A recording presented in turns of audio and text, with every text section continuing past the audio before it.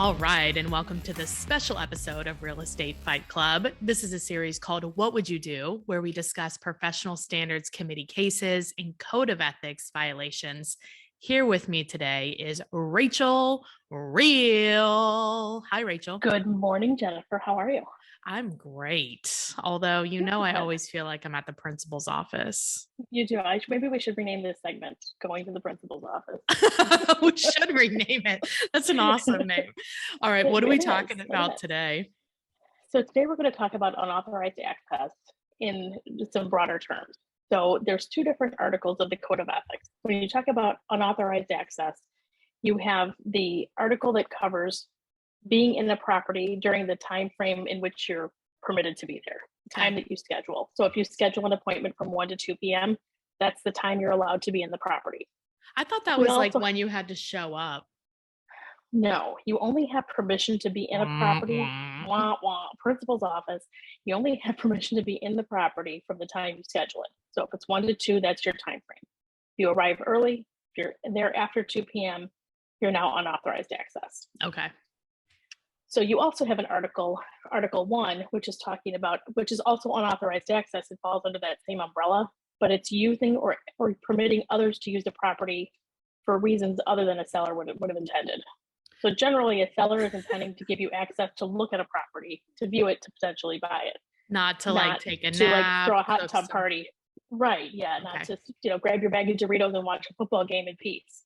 Not what that's for. But what if you want to test out the basement or the living room or, Right. Well, you probably would need some additional time because maybe 1 hour probably isn't going to do it. So probably not.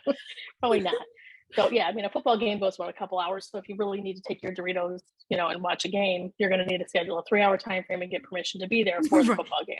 Right. And probably permission to screw up their remote control when you hit all the buttons wrong. Yes. Right. So today we're going to talk about both of these two things here and examples of how you can put yourself in a position to violate both Article 1 and Article 3. Okay. Keep in mind, and I know this is in our board anyway, the fines for unauthorized access used to be $1,000. It clearly wasn't enough. Okay. So the fines when you are found in violation of Article 1 and 4.3 for unauthorized access is an immediate $2,500. Wow. So the board has collected quite a large sum of money this year on unauthorized access violation. Oh, wow. Okay. Yeah. Well, especially last time I talked to them, it was over 40,000. And I think that was a couple months ago. So we're probably significantly above that right now. Yeah, I can see, especially with the electronic keys.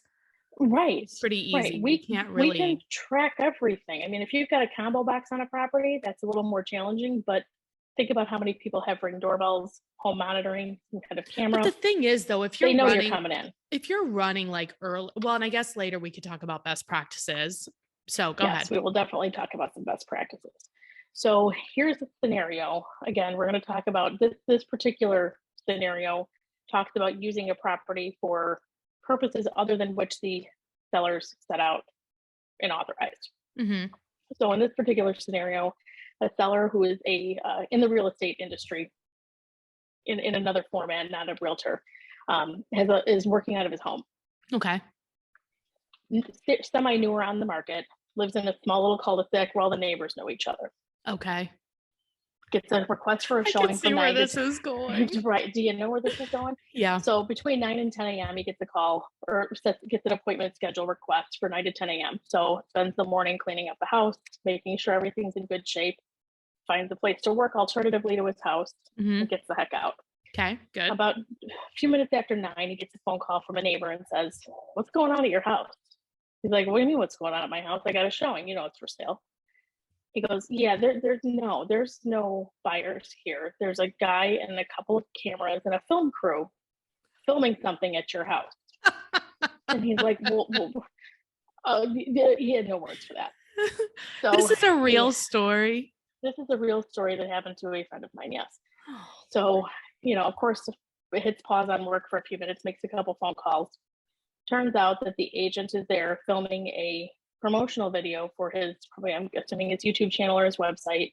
Oh, the listing agent? No, not the listing agent. This is a random agent who scheduled a showing request for 9 to 10 a.m. And instead of bringing a buyer for a showing, bought his film crew and proceeded to film a promotional video for his YouTube channel, website, whatever it was. I feel like we, Please besides tell me you see a having, problem with this. yeah, besides having the violation of the article, we should have like a stupid tax. Well, I'm not going to disagree with you on this one. Like your fine I feel like if automatic. there's any example for a stupid tax, it might be this one. This is good. Okay, so what Right. happened? So ultimately, he ended up making a phone call to his listing agent, who reached out to the buyer's agent, who reached out to the broker, all kinds of phone calls going back and forth. And ultimately, that's what it turned out to be, is there was no buyer. There was someone there filming a promotional video. You can't just randomly film people's houses. Well, that, and you can't just pretend you have a showing and just show up with a film crew. No, you can't do that there's a lot of things either. wrong with this. Do you know like what the defense was? Like, what did he say? Newer agent didn't know. What? But here's where I'm going to argue. If you're a newer agent, you should be supervised by your managing broker for at least 2 years, I believe it is in Illinois, where I'm at. Your managing broker is responsible for overseeing everything you do for a certain period of time. This is the case in point of And why I'm you gonna should argue never that there be a is- managing broker.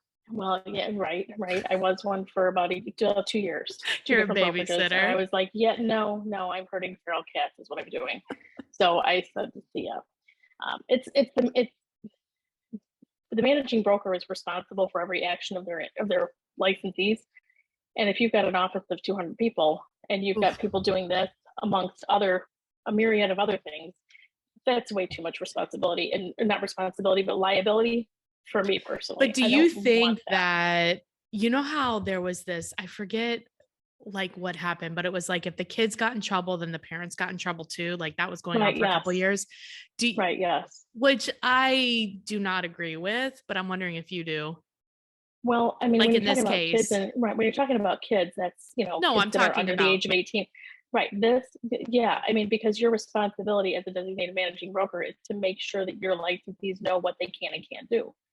And ideally, a managing broker should be consulted anytime somebody's going to do a new marketing piece, new mailer, new whatever, to make sure that those pieces and what they're doing abide by license law. I mean, make I sure think that you're not putting out a code of ethics violation. No, I think that is a best practice, but there's also like, we're also independent contractors. So there's like this, I know. We don't really need brokers. We kind of can't win. No. Which is why I'm not a managing broker. But yeah, okay. So I mean, in this scenario, again, they made a bunch of phone calls. This one's pretty clear. Pretty clear, yeah. So that clearly is going to be a violation. We don't even need to know what the hearing panel decided, because I think we all know exactly what's going to happen with that. Right. The other arm of the unauthorized access is providing access on terms other than those established by the owner or listing broker. So when you read both of these, they sound a little bit similar, and you really kind of have to break them down. So that's the one where you schedule an appointment from 1 to 2 p.m. If you're in that property outside of that 1 to 2 p.m. window, you are now in violation. Come on, though. If you show up, because here's what happens, right? You're only allowed to schedule the appointment. I mean, I've had ones that have been like 15 minutes before, right? And you get there and it's like, you're trying to go to the 2 properties that are available, right? But something happens, whatever. You show up, if your appointment's from like 1 to 1:15, you show up at like 1:10, you get in there, you're not leaving in 5 minutes.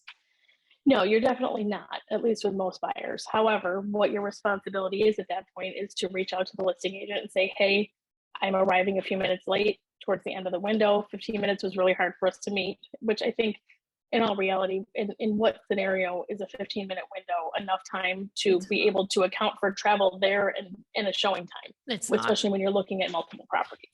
But I'm sorry, you said make a phone call? Yes. Does that mean that that's the C word that we're going to say. What? The C word that we're going to say is communicate. But it also denotes that somebody has to answer. They do, and that is a problem. What I have found has been more successful when you're trying to communicate to a listing agent in these scenarios where you're running late, running early, and want to get in outside of that established window, is to message them through showing time. So, and I don't know if you have showing time where you're at, but Yeah. it dings differently. It's a different notification. It's not a text message that they can drown out. So it is a little bit different. And I do get better response with that as opposed to texting. Now, if Okay. I send a message and I know I'm on my way there, I'm giving myself a little bit of a buffer time to be able to get a response. If I don't hear from them, I'll pick up the phone and call. And then if I don't hear back, we either have 5 minutes and we have to get in and we have to get out, or we don't get into the property at all. So you just don't So, go. right. And it's unfortunate, Oh my but this is, let me give you another thing that we're going to talk about. The buyer consultation is the perfect place to address these types of issues. Let's just talk about What was it. that called again? I mean, so the buyer consultation. Oh, is that where you sign the buyer agreement where they That's hired where you you sign to the help buyer, them find right? a house? Right. And you explain to them when we have an appointment from noon to 1 or 12 to 12:30, whatever it is, this is the time we're allowed to be in that house. If we're gallivanting around and we got to stop for coffee and we got to stop for potty breaks and all that other stuff, we're going to be outside of this window. So when I send my clients, the stack of listing sheets via email, I will use my PDF, editor and put notes on each one of them and say, here's the time, here's how long it's going to take to get from the one before to this one and this one to the next one.